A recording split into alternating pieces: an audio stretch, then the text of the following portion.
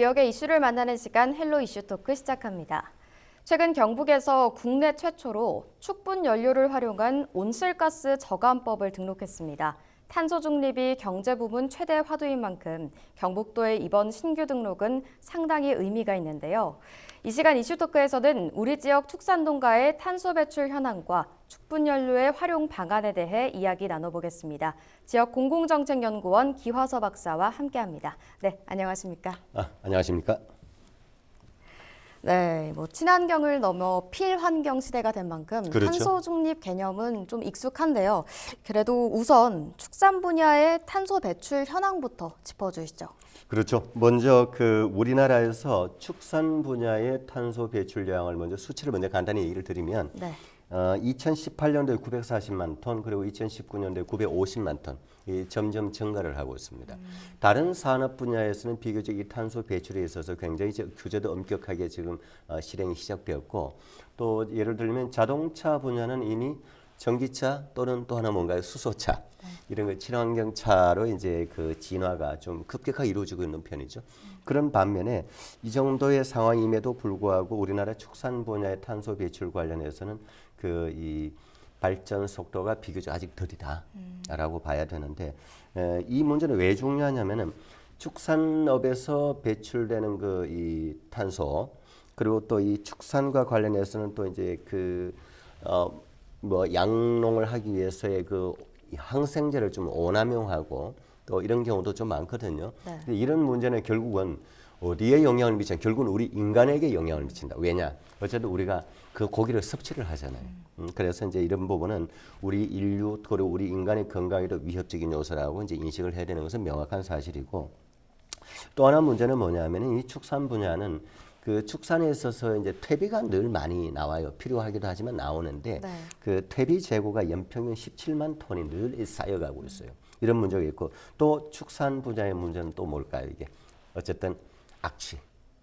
주변의 악취로 인해서 매년 악취 관련된 축산 민원이 전국적으로 보면 엄청나게 늘어나고 있어요. 네. 이 수치로 보면 2017년도에 6천여 건, 2017년도에 7천여 건 이렇게 늘어나다가 2019년 경우에는 무려 1만 2천 건 이상 이제 늘어난 이런 상황이기 때문에 만약에 이러한 상황 축산 분야의 이런 이 탄소 배출 관련된 문제를 가능하면 빨리 해결하지 않으면 네. 우리가 2050년 그야말로 2050 탄소 중립이라는 국가 선포를 이미 했잖아요. 네. 유럽은 좀 더 빨리 2030으로 가고 있지만 이 시기를 앞당기는 데 있어서는 대단히 차질이 생긴다.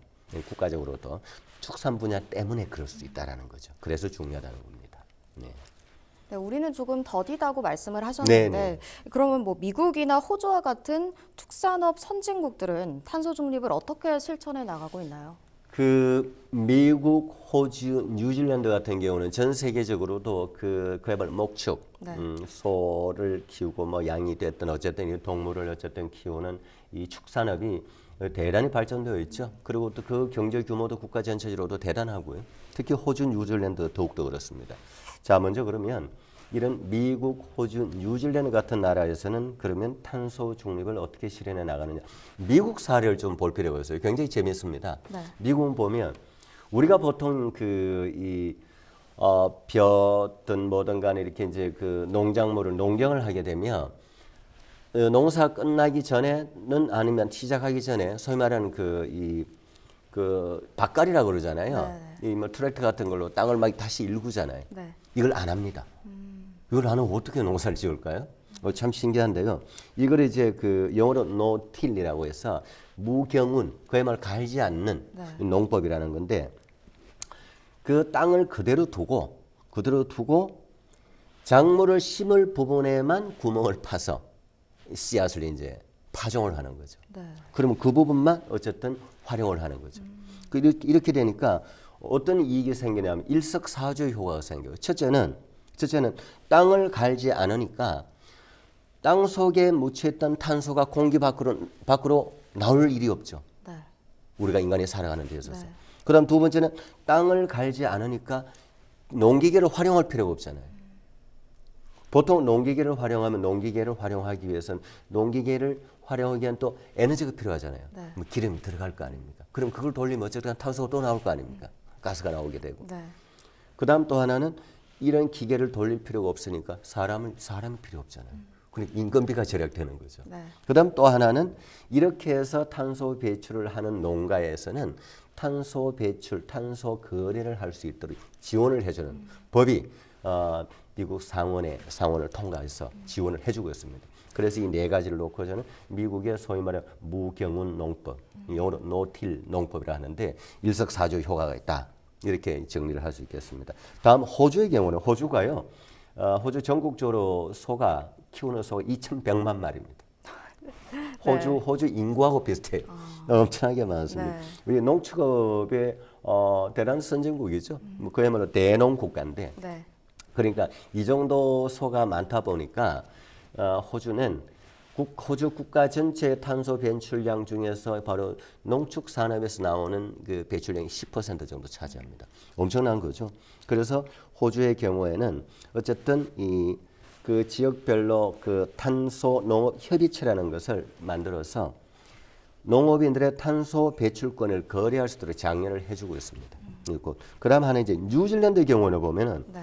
그 2025년을 목표로 해서 소의 경우에는 이제 메탄이 나옵니다. 보통 소의 그 생리적 현상, 네. 대표적으로 그 트림, 소의 방귀라고 그러잖아요. 이제 트림과 방귀에서 메탄가스가 나오고 또 가축의 소변에서 이제 이산화질소가 나오는데 이런 그 양에 따라서 온실가스세를 부과를 합니다. 온실가스 배출세를 부과를 해요. 네.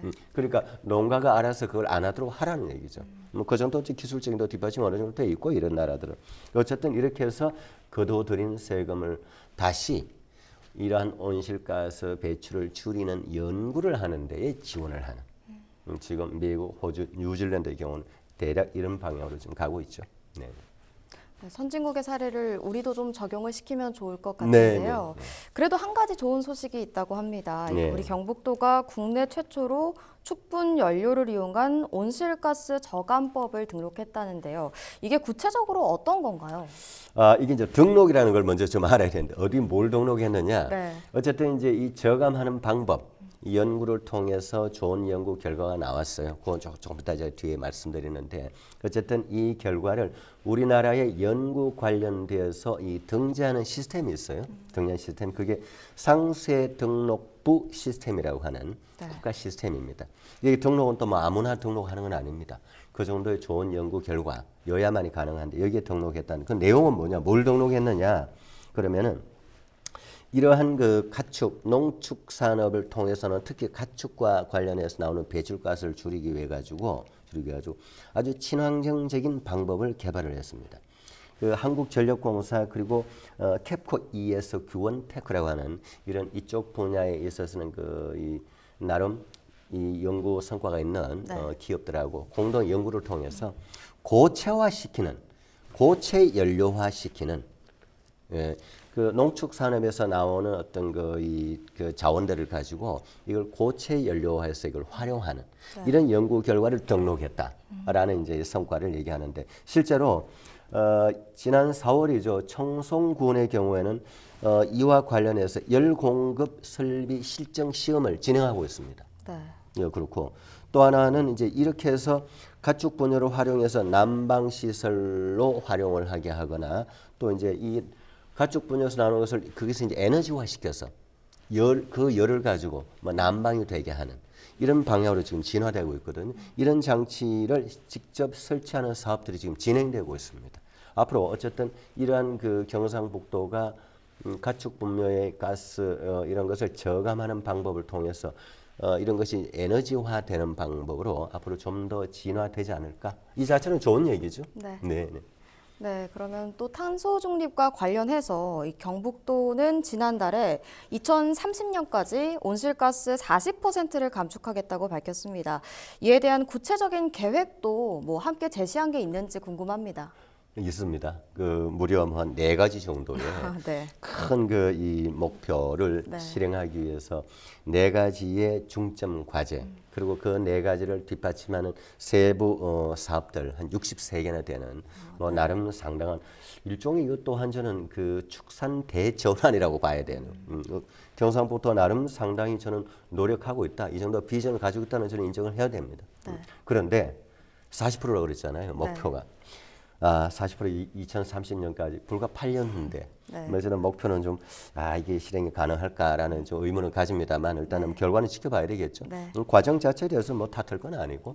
자, 그럼 구체적으로 뭘 통해서 2030, 2030년까지 경상북도가 축산 온실가스를 40% 감축할까? 그 네 가지를 중점적으로 얘기를 드리면 첫째 하나는 탄소 중립을 위한 지역 산업의 구조를 전환하겠다.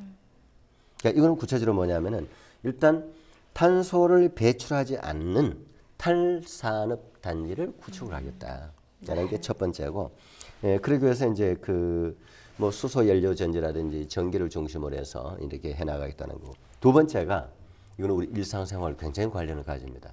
우리 축산 농가가 아닌 우리 보통의 사람도. 두 번째가 뭐냐면은 축산 건축 및 그 녹색 건축물 및 녹색 교통 체계를 구축하겠다. 녹색 건축물은 뭐냐면 이제 우리가 건물을 짓잖아요. 지어도 이게 친환경 소재를 활용해서 짓겠다는 거예요. 가능하면 그렇게 장려를 하겠다는 거고. 그다음 두 번째는 녹색 교통 체계는 그야말로 앞으로 이제 전기차, 수소차로의 전환을 적극적으로 이제 장려를 하겠다. 그 속도를 내도록 하겠다는 거고. 세 번째는 산림 경영을 통한 지속 가능한 탄소 흡수원을 확보하겠다 이거예요. 자, 이런 부분은 우리 도심에서도 숲 가꾸기를 이제 지속적으로 하고, 이 나무가 숲이 우리가 나무가 왜 중요하냐면 나무가 숲이 탄소를 이 흡수를 하거든요. 그래서 이제 우리가 이제 이 산림도 굉장히 중요한 역할을 하는데, 그래서 이 숲 가꾸기 사업 자체도 지역적으로 확대하고 도심 안에도 나무를 많이 심게 하고, 뭐 예를 들면 대구 같은 경우 원래 굉장히 더웠잖아요. 더운데 나무를 많이 씌워서 온도가 심었기 때문에 온도가 좀 내려갔어요. 한 2도 정도 20년에 비해서 한 내려갔습니다. 그만큼 이 숲 가꾸기 굉장히 중요합니다. 그다음 이제 네 번째는 도민 건강을 위한 기후 변화 적응 체계를 구축하겠다.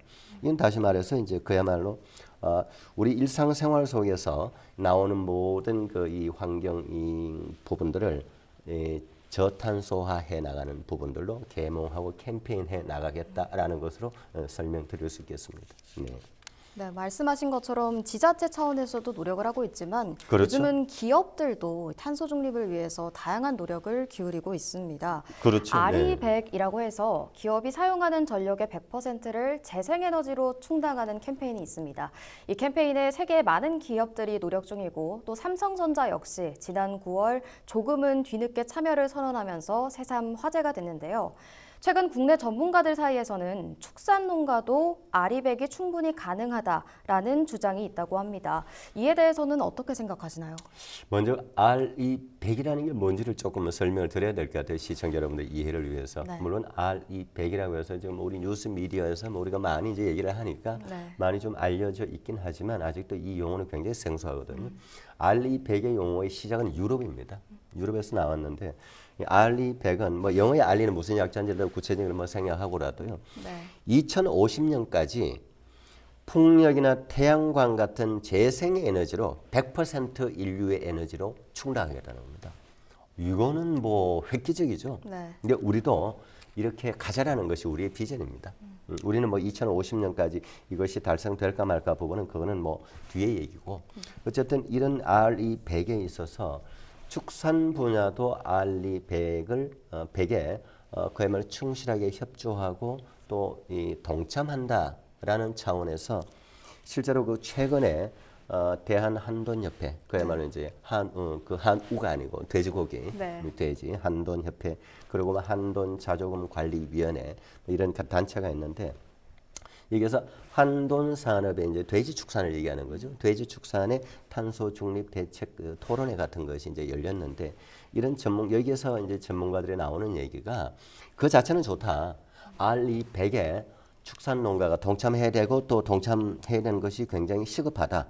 그러기 위해서는 RE100을 달성하기 위한 우리 한국형 그 돈사, 그 돼지 축사를 얘기하는 거죠. 그 축사를 좀 개발을 해야 된다.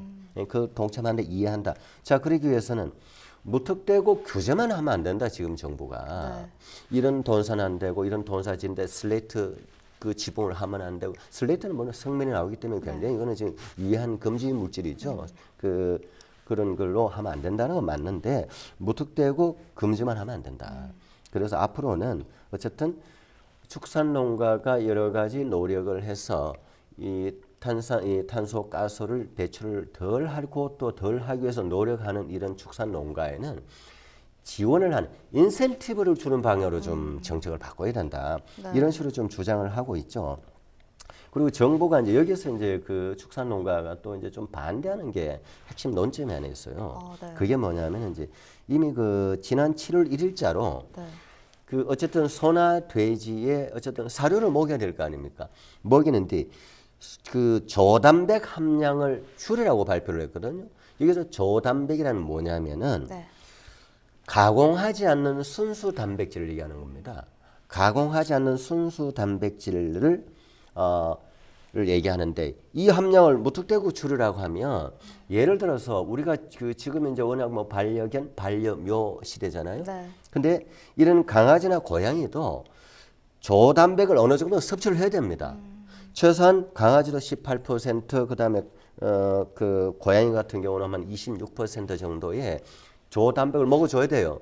네. 무턱대고 안 먹는다고 줄이는 게 능사가 아니라는 거죠. 그건 이제 축산도 마찬가지라는 얘기예요. 네. 그래서 이런 것은 좀 탁상 행정이다. 이런 것을 조금 그 지적을 했죠. 그래서 어쨌든 축산농가 차원에서는 정부의 정책들이 그야말로 탁상 행정이 아닌 축산농가 현장과 소통을 하면서 이 현장에서 어떤 문제가 있고 그 정책을 받아들이는 데 어떤 한계가 있는지 이런 것들을 좀 살펴가면서 추진을 해야 된다라는 그 주장을 하고 있고 저도 뭐 100% 공감합니다. 네. 네, 일단 말씀 들어보니까 축산농가의 아리백을 위해서는 우선적으로 현장과의 소통이 필요해 보인다. 그렇죠. 뭐 어떤 영역이든 마찬가지죠. 네, 이런 생각이 들고요.